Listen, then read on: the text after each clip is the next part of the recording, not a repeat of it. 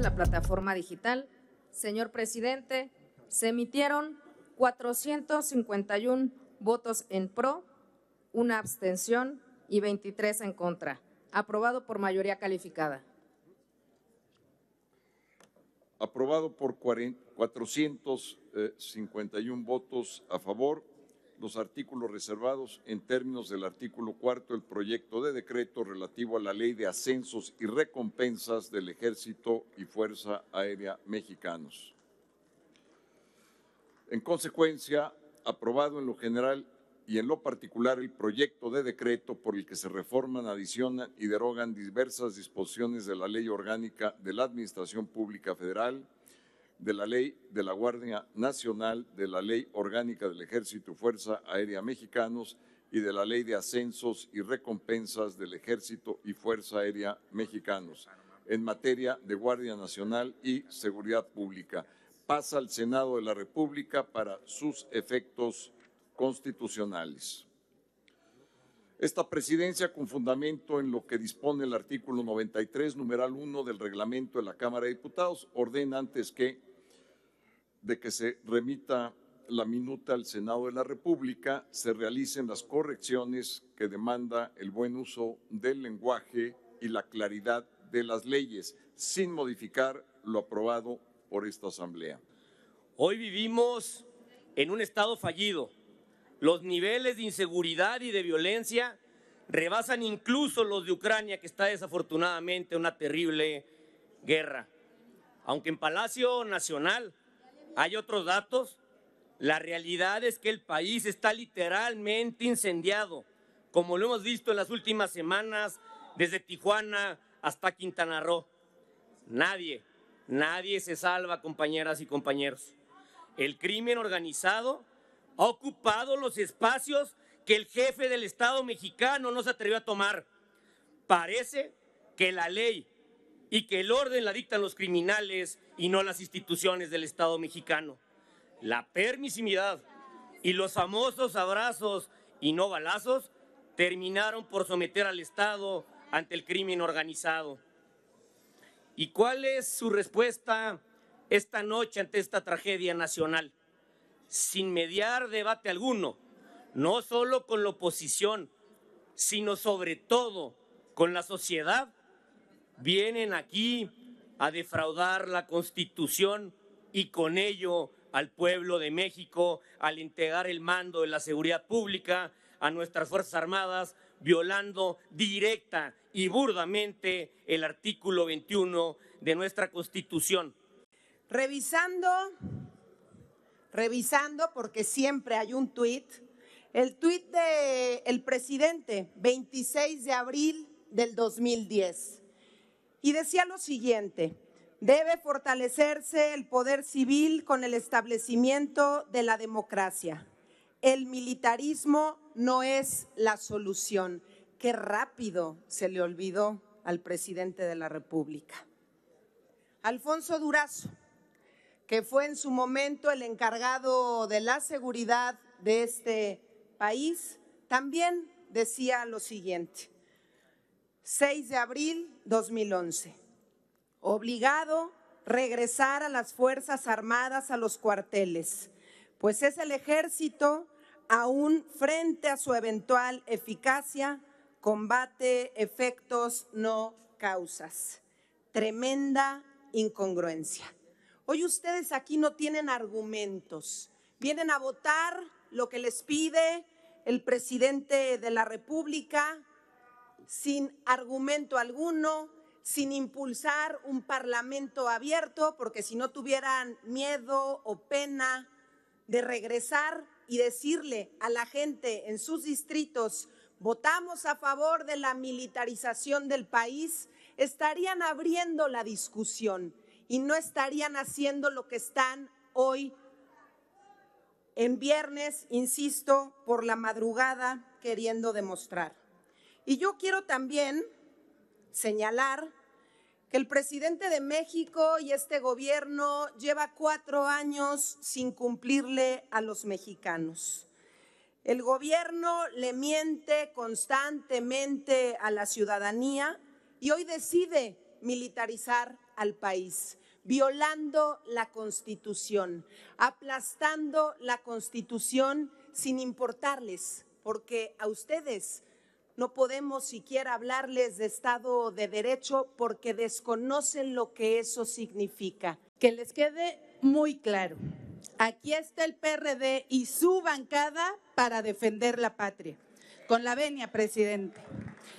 Una vez más, el inquilino de Palacio Nacional pretende transgredir a las instituciones con una iniciativa anticonstitucional. La reforma enviada desde Palacio Nacional pretende profundizar el proceso de militarización de la seguridad pública en el país, lo que representa un grave retroceso en materia de protección a derechos y consolidación del régimen civil en la seguridad pública. La Corte Interamericana establece que los estados pueden recurrir al uso de las Fuerzas Armadas solo en casos excepcionales. Los riesgos de esta iniciativa son latentes, pues los vacíos en materia de protección a derechos humanos en nuestro país son innegables. Recordemos a Valentina Cantú e Inés Franco Ortega, dos indígenas torturadas y violadas por militares. El ejército nos debe cuentas sobre crímenes de lesa humanidad. A ustedes, a la gran mayoría, a esa mayoría oficialista se les olvida, pero desde esta tribuna se los vamos a recordar. Ahí tienen la masacre del Charco Guerrero de 1998, donde el ejército mató a mansalva a quienes estaban en esa comunidad y también murió por pistola del ejército el estudiante de la UNAM, Ricardo Zavala Tapia. En Atenco, ahí también participó el ejército. Y para su corta memoria se los vamos a recordar.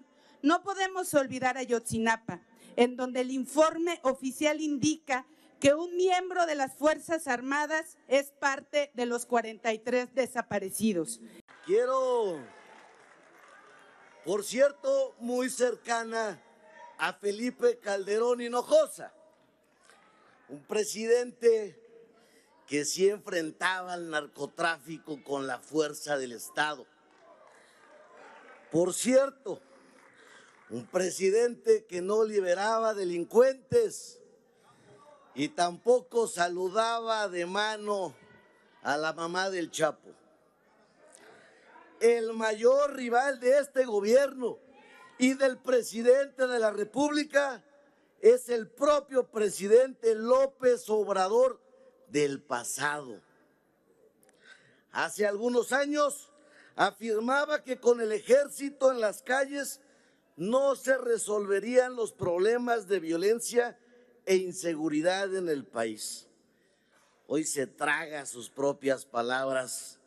Esta iniciativa que ha llegado a este recinto legislativo, que busca todo lo contrario a lo que firmaba el López Obrador del pasado.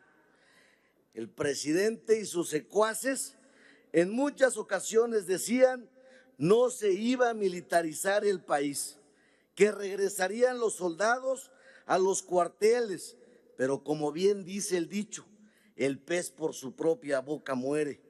Y este gobierno lo están matando sus dichos y sus promesas, promesas que no han cumplido. Por el contrario, han agravado las cosas y los problemas en nuestro país y hacen todo lo contrario a lo que juraron no hacer. Este gobierno claramente no respeta las leyes, no respeta la Constitución. Le vale un cacahuate lo que establece el artículo 21 constitucional.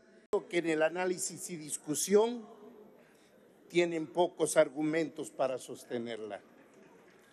El único argumento que tienen es que las Fuerzas Armadas mexicanas tienen un gran nivel de aprobación y confianza entre la ciudadanía y que la ciudadanía sabe que ellos son los únicos que pueden defender, hacer frente a la ola de violencia que se ha apoderado en nuestro país. Ese argumento es válido, pero no es suficiente. Las Fuerzas Armadas gozan de aprobación y confianza debido al carácter social que tienen en sus campañas frente a las situaciones de emergencia ante desastres naturales. Pero esas actividades son de auxilio a la ciudadanía, son de asistencia, son de apoyo y de trabajo conjunto, no de enfrentamiento cuerpo a cuerpo con la delincuencia.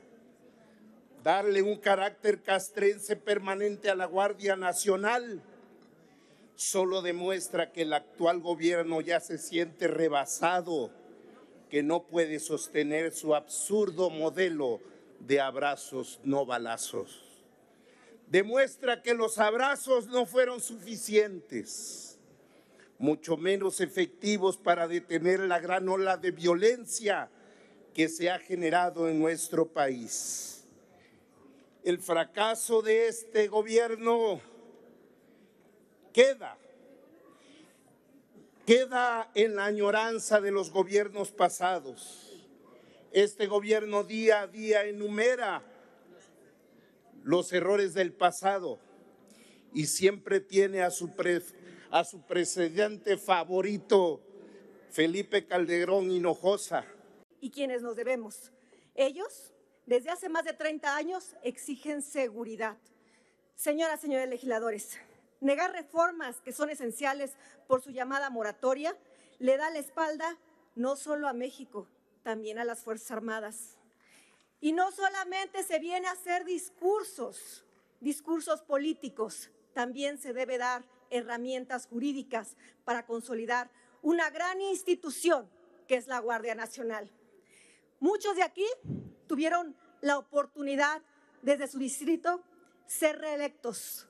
Muchos de aquí, compañeras y compañeros legisladores, representamos con dignidad, pero allá afuera todos debemos reconocer que nos exigen como parte del Estado mexicano seguridad para los ejidos, seguridad para las colonias, seguridad para los municipios, seguridad para los estados y seguridad para todo el territorio nacional. Es por ello que la seguridad en un sistema coordinado en los esquemas de los 3 niveles de gobierno y los poderes del Estado, debemos trabajar en el mismo grado de profesionalización, compromiso y responsabilidad. He escuchado muy atenta en que cada uno de ustedes habla de una policía civil que también no dudo que sean ustedes, pero sí quienes representan. Han tenido la oportunidad de crear una institución consolidada, pero hasta la fecha no lo hicieron. ¿Por qué negarse a que este gobierno está afrontando con un alto grado de responsabilidad y por lo tanto está dando una carrera a jóvenes que quieren formar parte en la seguridad de nuestro país, que es México? La derecha ha usado ese monopolio para reprimir. Primero el PRI y luego los paniaguados. Han usado a las Fuerzas Armadas para asesinar al pueblo, para masacrar, para reprimir, para hacer desapariciones forzadas. Aquí podría yo hacer una larga relatoría. Desde el 2 de octubre del 68, herida abierta, hasta la desaparición forzada de los 43 normalistas de Ayotzinapa.